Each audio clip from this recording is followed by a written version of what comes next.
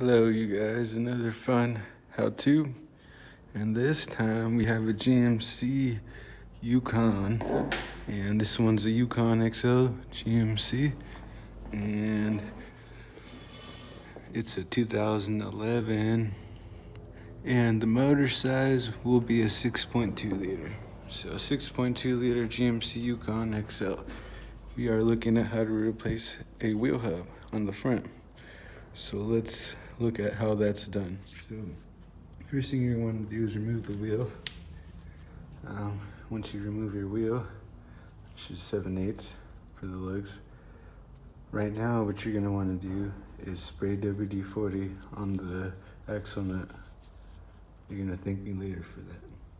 So take the wheel off and then spray this with WD-40 and just don't leave that alone. Once that's done, go ahead and take your caliper off, your bracket and caliper assembly. You're gonna take off the caliper bolts. Do not touch the caliper bolts, just the bracket. So I believe that's a 18, maybe 17, 19. Just double check that. But that's how we do it so far. And once you get this off, you're gonna wanna put something in between the pads. Piece of cardboard, fold it in half, shove it in between the pads, hang this. Hang it wherever you can hang it, where it's not going to disturb you or be in your way. But make sure you put some in between the pads so your pads don't fall out. And then you make sure to hang this assembly up because you don't want tension on the brake line. Alright, so this is what I mean by putting something between the pads. Just any cardboard, anything, fold it in half, whatever you have to do. Then you're gonna hang this up somewhere. Use a bunch of cord, wire, whatever you have. Just make sure it's hanging somewhere, not in your way. Okay, then what you're gonna wanna do is you're gonna wanna put the socket that's right here. It's a T30. So, for example, you're gonna put this in here. You're gonna grab an extension long enough to clear the lug nuts or the lug studs, because you're gonna want to hit it. You're gonna want to make sure you have the right size. It's 100% the right size. You're gonna leave it in there. Put an extension. Once the extension is on, you're gonna hit it a couple times. Give it a good whack without hitting the lug studs. Making sure this is the right size. And then that'll make it so it's loose when you go to turn it. So after you do that, once you get that all loose, and now your rotor should come off. If you're reusing it, which you most likely are, hit it with the rubber mallet with the lug nut on the lug stud. Just throw it on there a couple times, hit it, your rotor will come off. Once that's done, you can go ahead and loosen your inner axle bolts all around. So let's catch up. Give me a second, I'll catch up to you guys. What you're gonna wanna do is, in order to loosen these bolts up, your best bet and probably your best bet is gonna be to use a electric impact, like a nice 3/8 one, something with torque. That way it'll zip them right off, kind of like how you would do a driveline. I guess the other thing you could do, if you haven't taken your axle nut off, you can have someone hold it over here. That way it refrains it from turning, and then you can go in there and loosen those up. Or you could put a bar or some sort of pry bar in between the studs and someone hold it, but that would be having you to need someone else. If you're on your own, you don't really have to leave this on. I took the other side off with taking the nut off first, but essentially you're gonna want to use something with torque. If you can get an air gun in there, I'm gonna be using my 3/8 electric impact. That'll pulls them right off. So once you have those off, You can take your axle nut off. I would just take the axle nut off first, just because that's the way I did on that side and it worked. So take this off first. After you remove the rudder, take the axle nut off. Then with some kind of electric impact air gun, zip these off. And then we'll go from there. Then with the electric impact, I'll kind of show you. You just kind of get in there, zip it, and then it'll loosen up, come off. Then to get to the other bolts, you're just gonna turn the axle, grab it with your hand, and spin it, and loosen them all up. So now, right now what we're gonna do is loosen the upper ball joint, or control arm, whatever you wanna call it. You're gonna wanna loosen this bolt right here, this nut. Because essentially what's gonna happen is, like on this side, you loosen that upper control arm, upper ball joint nut, and then that'll allow the control arm, the steering wheel knuckle, to come out, and you can get the axle out. It's not that hard.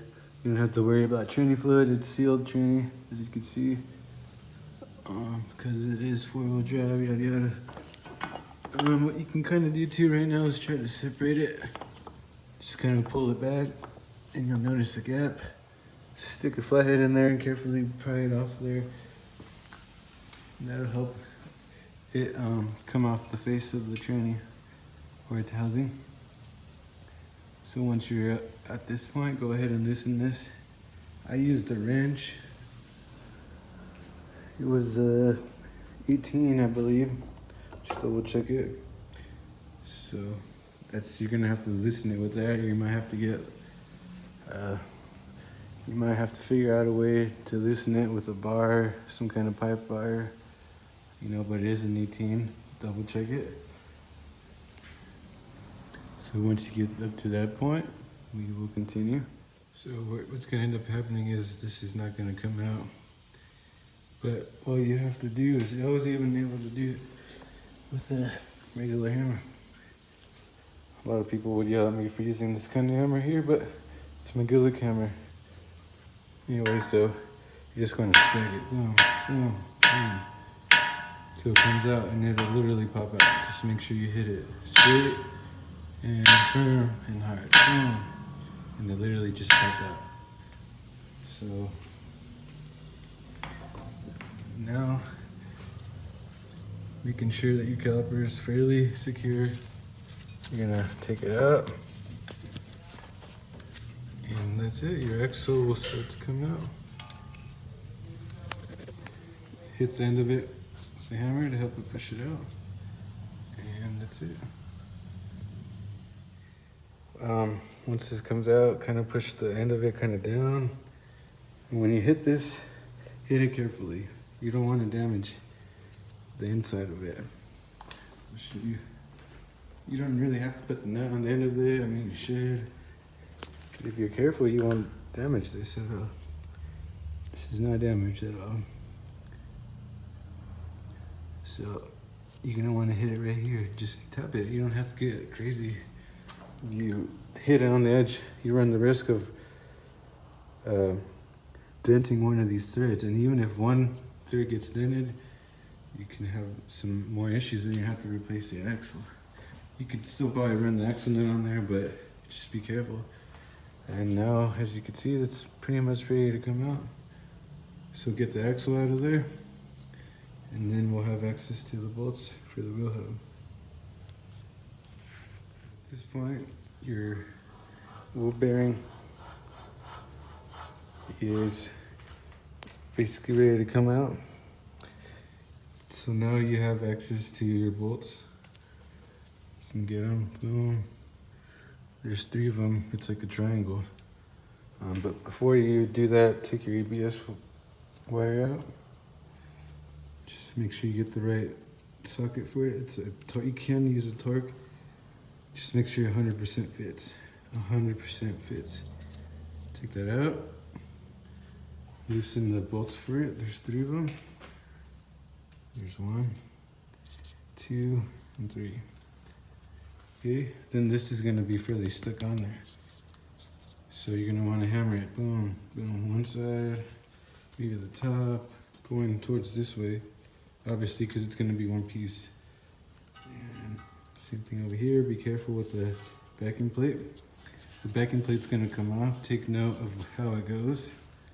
If you're not familiar with doing wheel hubs, just draw a little mark here. Some kind of Sharpie, something that's gonna mark. You can mark it here and here if you want. But rule of thumb is that little notch usually goes in right here. But if you want to be safe and you haven't done this too many times, mark it. So right now what you're gonna do is take this off, pull it through, get it out of your way, loosen the nuts all the way, take them out. This is gonna be stuck on there. You're gonna wanna hit it, boom, boom, boom, boom, till it falls out. And then I will show you guys the installation. So let's start to remove that. And once I have the new part, I will show you install. So it's gonna take a couple of times, especially if you're using a little hammer like that. You should use like the 2.5 pound sledgehammer, whatever you got, something big. But you're just gonna hit it one side, the other side best you can, hit it on top. You just kind of keep working it till it comes out straight. Because if you start to hit it just one side, it's gonna start to get cockeyed. And sometimes, yes, you can hit it out all the way, but sometimes it won't. You have to hit it back, but just don't, when working on the car, if you're doing it the right way, if it takes you longer, oh well, you know, that's just how it is. So what I did was I hit it one side, started to hit it the other, barely started to come out, started to hit the top, kept going, and eventually it started to have a space little by little until it opened up, and then I hit it and it fell, kind of. But so at this point, you're gonna want to clean up in here with the wire brush. Just go like this, clean up inside there, clean the surface with the wire brush, you know. Then, once you get your new wheel hub, you're gonna want to place this first. If you marked it, which you should have done, I know which way it goes. Then you can just put it on how it goes.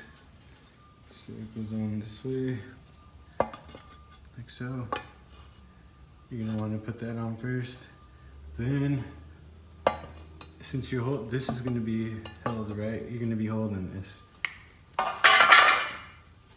Then you're gonna get your wheel hub, the new one. You're gonna put it in, making sure that the lines line up. Remember, you're still holding the brake, the backing plate on there, right? Pretend you're holding it. You're gonna slide this guy in there. And so that it's all lined up. So remember, you're gonna have the backing plate being held the way it goes. You're gonna get the wheel hub, put it on there. Then you're gonna thread the bolts. And that way it's all straight, and that's how it goes. Do not forget to do that. I will show you guys the install once I get my parts. But right now would be a good time to clean in here and on the surface area, the mating surface. So I'll do that, and then when my new parts get here, I'll show you how to install. I just like to kind of give you guys a walkthrough sometimes before I do something, to just so you know what's going on. So I'm gonna take this side apart, order my parts, and then I'll show you guys how to install. I'm getting in there with my impact in a 15mm. What you might probably end up finding is you can't get it on there quite straight. So it will fit, you just have to make your wheel straight, if that makes sense. So grab the tie rod and push it, and the tie rod will start coming out, making this more straight so you can get in there. So now we're gonna pound this off and wait for our new parts. Okay, so once you have verified you have the right wheel hub, it's the same It's gonna come installed with the ABS wire. So you're gonna go ahead and take it off from here, and you're gonna reconnect it. So you'll take your old one off, disconnect it, plug it in, route it basically the same way, leave it there, take it out of the housing right here, popped out the connector, connected it, make sure it's in there really actually secure, all the way secure, lock it. You're gonna come and route it, and it's gonna go in here. And how that looks is this. So when you open this little guy up, there's gonna be a little like thin piece of plastic that goes all around. Kind of like, imagine this. And so you're gonna put that in between there. That's in here, okay? So when you open this, you're gonna see a little like edge. You're gonna squeeze that part in between the edge and then close it. And that'll basically be where your ABS goes. So at this point, after you clean the surface, you're gonna put the backing plate right the way it goes, followed by the new wheel hub the way it goes. Thread the bolts till they're all lined up, and then we'll go from there. So essentially this is what it's gonna look like. I was to grab it, put it up, and it goes inward. This bearing part goes on the inside. This notch is also on the top because that's where we slide our ABS wire through. So that's what I mean. Put it in there like this with the backing plate lined up with all the holes. And then when it's in here, start the bolts 1, 2, 3 so they're all started. Okay, and then we'll go from there. You're gonna want to put some Loctite on there because you are dealing with suspension. You should use Loctite. I use medium strength. You put some on the bolt. Don't put a whole bunch. Put an okay amount on there. Put a generous amount, not over generous, but just generous enough. And that'll really help. It'll help you. It's just an extra safety precaution, but these bolts for this are torqued to spec. They have to be torqued to spec because that's what holds your entire wheel. So you want those to be torqued to spec according to the vehicle's manufacturer. So make sure you torque those. You go the extra mile, you put some Loctite on there, put Loctite, and you torque them to spec, you have nothing to worry about. You don't put Loctite on there, it's okay. I strongly suggest you use Loctite. It helps, but as long if you tighten them, that's okay too. If you don't have Loctite, but I suggest it. But as far as if you don't have Loctite, don't worry. But then you should torque them to spec. Then I recommend you torque those to spec to the vehicle's manufacturer. Okay, so we'll get that in there. What happens is the triangle's not going to line up. Because you want this up here, exactly how this is, with the notch, open part where the caliper would be. This covers the tie rod like that, you see that? You want this up here because this is where ABS comes out of.